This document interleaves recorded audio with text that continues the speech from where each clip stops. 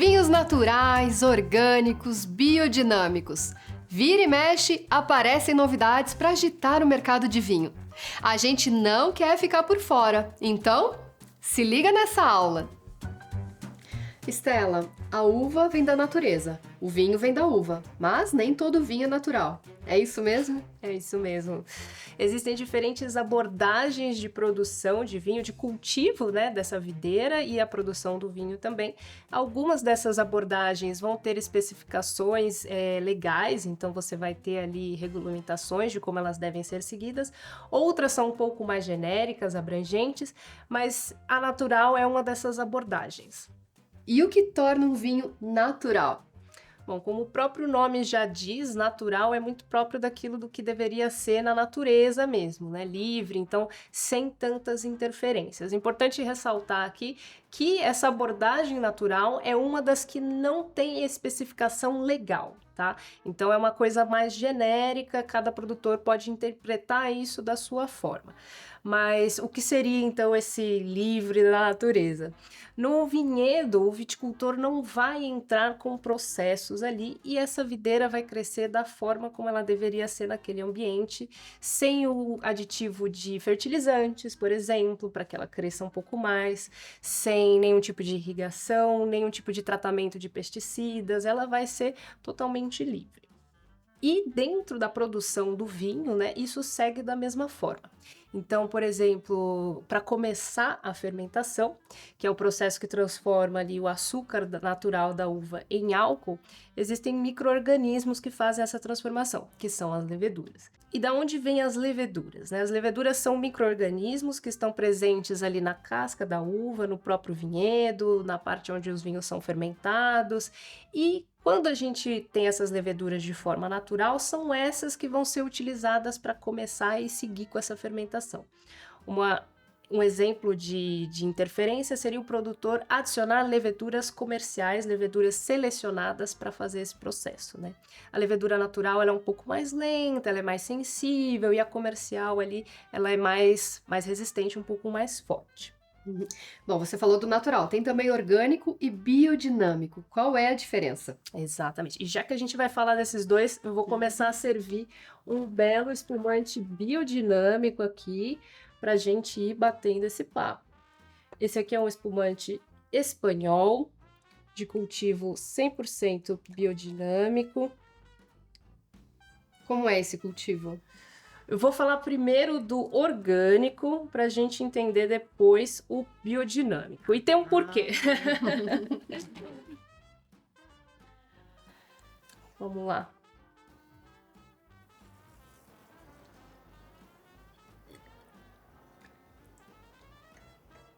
Super fresco, maravilhoso.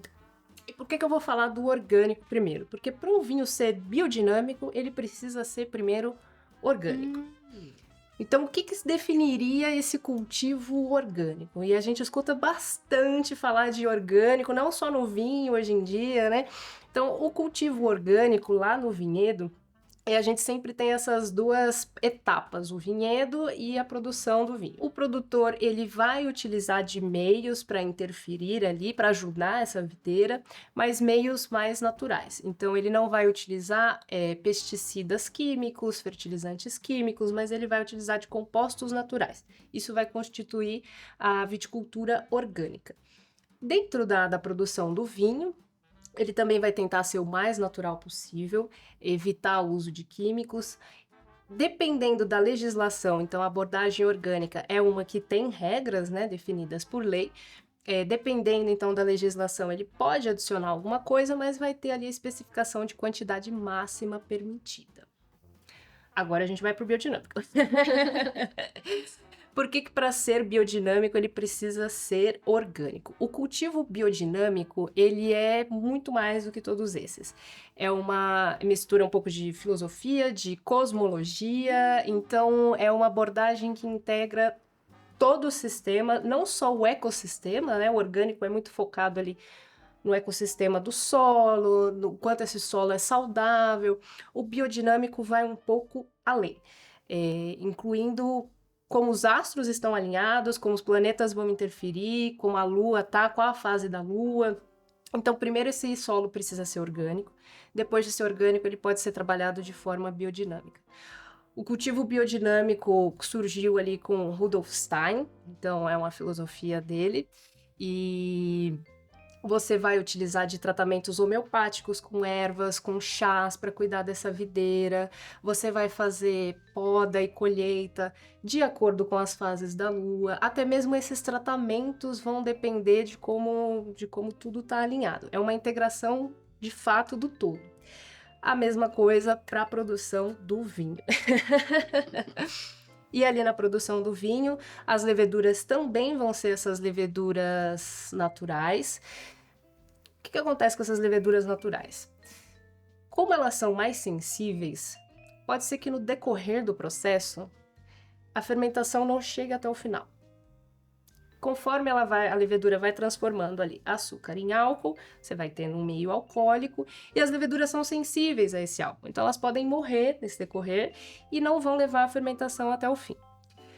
Quando isso acontece, você tem ali uma fermentação emperrada, digamos assim, né? Então, no cultivo orgânico e biodinâmico, se isso acontece, os produtores são autorizados a colocar as leveduras comerciais para dar continuidade, senão ele perdeu ali, fica com o processo parado. Ah, entendi. Mas assim, então vinho orgânico é natural? É biodinâmico? Qual é a diferença? O vinho orgânico não seria necessariamente natural, porque, como a gente comentou, o natural ele vai deixar. Eu vou deixar a videira, vou colher essa uva, vou colocar ela ali para fermentar, e a partir do momento que eu coloquei ela ali, essa seria a mínima interferência, né? Eu tirei o cachinho dali e coloquei ele em outro lugar para fermentar. Depois disso, ele segue sozinho. No orgânico, não. No orgânico, então, ele vai estar ali acompanhando o crescimento da videira, ele pode usar o SO2, que é o sulfito, é um conservante, né? Então, o natural não vai ter nenhum tipo de conservante adicionado. No orgânico pode ter, porque também o destaque aqui do adicionado. Esse SO2, o famoso SO2... O que é SO2? O que é isso? Esse é um sulfito que serve como uma forma de conservante mesmo, para preservar a bebida. Ele é um produto natural da fermentação. Ou seja, se você, no vinho natural, você não vai colocar nada ali, só vai assistir esse mosto, né, sendo transformado em vinho. Vai ser gerada uma pequena quantidade de SO2. É um produto natural de toda a fermentação. Então, existe vinho sem SO2? Não, porque vai existir conforme a fermentação acontece. O que acontece, então, é que você pode adicionar mais ou não. E na produção de vinho natural, você não vai adicionar absolutamente nada. Você vai deixar da forma que acontecer. Na produção de vinhos orgânicos e biodinâmicos, pode ser adicionado. Lembrando que aí são duas formas que têm regras para serem seguidas. Então, a legislação vai determinar qual quantidade pode ser adicionada. Entendi. Estela, a uva é vegetal, mas nem todo vinho é vegetariano, muito menos vegano, né? Por que isso? E altera o sabor? Será que todo mundo já parou pra pensar nisso, né? Tipo assim, eu acho que essa é uma pergunta que às vezes não passa pela cabeça das pessoas por justamente associar. Ah, é uva, então é vegetariano, é vegano. Mas você tá certa. Nem todo vinho é vegetariano ou vegano. Isso porque, depois que a gente tem o vinho ali pronto, tem resíduos da própria casca da uva, do processo de fermentação, que tornam o vinho turvo. Então, se a gente pegar um vinho ali, terminou de fermentar, se a gente tirar uma amostra e colocar na taça, a gente vai ver que esse é um vinho turvo. Se você encontra um vinho turvo na sua taça, você comprou no supermercado, você colocou na taça, você olhou e você vê que tá meio embaçado ali. O que você pensa? Eu acho que estragou, passou, não sei. Não é bom, não tá bom. Alguma coisa de errado tem. Tem Você coisa fala errada. assim, não é assim.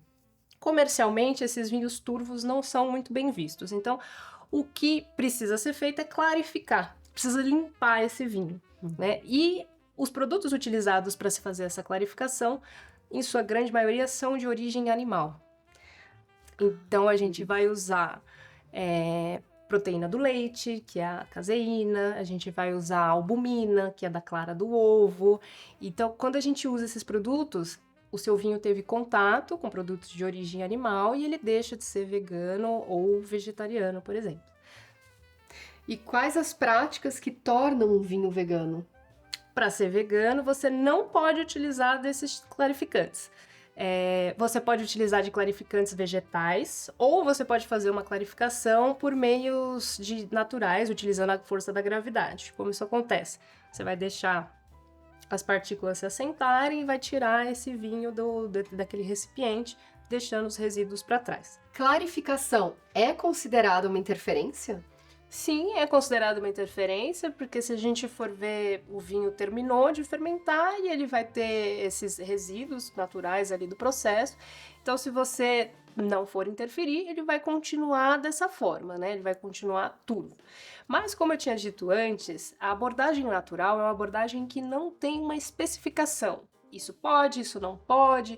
Então, você vai ter produtores de vinhos naturais que vão deixar o vinho turvo, podem fazer parte de um processo de clarificação da forma mais natural possível, então provavelmente usando pela força da gravidade, e ainda assim o vinho pode ter alguns resíduos, outros vão deixar totalmente da forma como ficou, outros vão tentar tornar esse produto o mais limpo possível, por uma questão de aceitação comercial mesmo.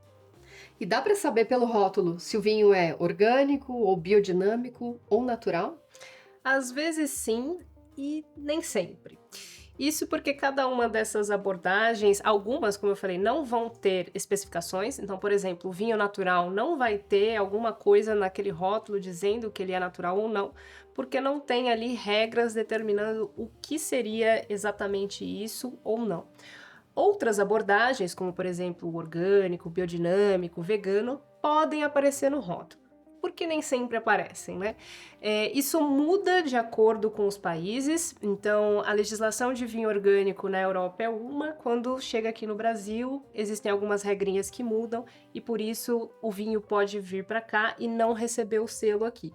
A gente tem aqui, por exemplo, o Zio Baffa Pinot Grigio, que é um vinho italiano, e ele é vegano, mas se você pegar aqui e olhar tanto na frente quanto atrás, não tem absolutamente nada indicando que ele é orgânico ou mesmo vegano. Então, nesse caso, só consultando o produtor, o site do produtor, para ele poder confirmar essa informação. Esse aqui, que é o De Martino, um vinho chileno, a gente vê que logo aqui na frente está escrito que ele é orgânico. Aqui do lado ele tem um selinho também, né? E aqui atrás também ele tem o selo, esse é o selo do país, né? Então tá aqui orgânico Chile. E aqui do lado a gente tem o selo de orgânico do nosso país. Então, nesse caso, ele tem o selo dos dois, alguns não vão ter. Inclusive, vamos aproveitar e degustar esse vinho orgânico. Feito com a Cabernet Sauvignon. Tem passagem em madeira. E o interessante desse vinho aqui é que a De Martino é um dos primeiros produtores a ter cultivo orgânico no Chile. Olha. É bem bacana.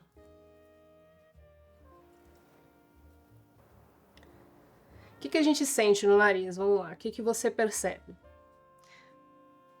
Eu sinto um aroma amadeirado. Perfeito, tem um toque de madeira. É frutado? É frutado. Se um vinho não tiver fruta, alguma coisa aconteceu ali. Tem que ter os aromas frutados. Que esses são os aromas que vêm da uva mesmo, né? E ainda mais a gente falando de um cultivo orgânico, a gente tem esse destaque. Então ele tem a fruta, tem a madeira, tem um toquezinho vegetal também. E na degustação dá para saber a diferença entre orgânico, biodinâmico e natural? É muito difícil cravar numa degustação às cegas, por exemplo, qual a forma de cultivo. Você vai sentir uma diferença em termos de concentração de fruta, de sabor, possivelmente potencial de guarda, dependendo do estilo do vinho, mas não vai conseguir ali, se tiver um vinho orgânico, um vinho biodinâmico, sem você saber qual é qual, você degustar e falar, esse aqui é biodinâmico. Muito difícil. Esses vinhos orgânicos, biodinâmicos, naturais, eles estão bem alta, né, Estela? Ah, eu já ouvi falar num tal de vinho laranja. Ele não é feito de laranja, né? Ele não é feito de laranja e nem tem adição de laranja ou casca de laranja na produção desse vinho. Esse nome vem por conta da coloração que esse vinho pode adquirir e isso é decorrente do processo de produção dele. É uma técnica muito ancestral, na qual você pega uvas brancas, então na verdade o vinho laranja ele é feito com uvas brancas, você vai colher essa uva, vai espremer para sair o suco e você vai deixar esse mosto, né, que é o suco ali, em contato com as cascas. Todo vinho, a cor vem da casca. Isso é uma regra. A cor vem da casca. A polpa da uva normalmente é incolor, né? Se a gente pegar e espremer a uva assim, a polpa é incolor. Então a cor normalmente vem das cascas. Quando a gente deixa esse mosto ali em contato com as cascas, ele vai extraindo cor e ele vai extraindo outros compostos também. A depender da intensidade de cor dessa casta branca, que apesar de ser branca, algumas são mais puxadas para o verde, outras são mais puxadas para um dourado, conforme elas vão amadurecendo. Então, esse tempo de contato com a casca ali vai extrair mais cor e você vai ter um vinho que pode chegar a atingir uma tonalidade laranja. Ela tá mais pro vinho tinto ou pro vinho branco? A gente costuma brincar que é um vinho branco com alma de tinto, porque é feito com uvas brancas, então vai ter uma acidez bem alta, vai ser fresco, mas justamente por conta desse tempo de extração, vai ser um branco que tem inclusive tanino. Quando a gente vai degustar, a gente não costuma falar de tanino para vinhos brancos, sim para vinhos tintos. Tanino é aquela substância que traz uma sensação de secura, de adstringência na boca. Esse tanino também está presente na casca da uva. Então, na produção da maioria dos vinhos brancos que a gente tem, você vai ter, pegou a uva ali, prensou, você separa o mosto da casca e você vai ter um suco ali clarinho, mais leve e sem esses taninos. Quando a gente deixa esse mosto em contato com as cascas, e às vezes esse contato permanece durante o processo de fermentação, né? E conforme a fermentação ocorre, a gente vai tendo a produção de álcool e esses compostos são mais extraídos em meio alcoólico. O tanino é mais extraído em meio alcoólico, então você vai ter tanino nesses vinhos brancos também. Então, um branco com alma de tinto. Olha, que lindo! E essas práticas, elas já existiram no passado, né? Por que elas estão voltando agora? Tudo isso que a gente falou, os vinhos orgânicos, se a gente for ver, né, antes de todas essas intervenções serem criadas e adicionadas, tudo isso já existiu. O vinho orgânico, biodinâmico, o vinho laranja mesmo, é uma técnica super ancestral. E eu acho que é uma coisa um pouco cíclica, né? Como na moda mesmo acontece, uma peça, uma cor que estava em alta, depois fica um pouco esquecida, acaba voltando. Então, eu acho que no vinho acontece a mesma coisa. Acho que é um movimento que a gente tem hoje de tentar voltar algumas práticas, um lado mais saudável, talvez. Faz parte das mudanças. Tá bom, obrigada, Estela. Tá aí, a gente aprendeu um pouco mais sobre vinhos orgânicos, naturais e biodinâmicos. Até a próxima aula!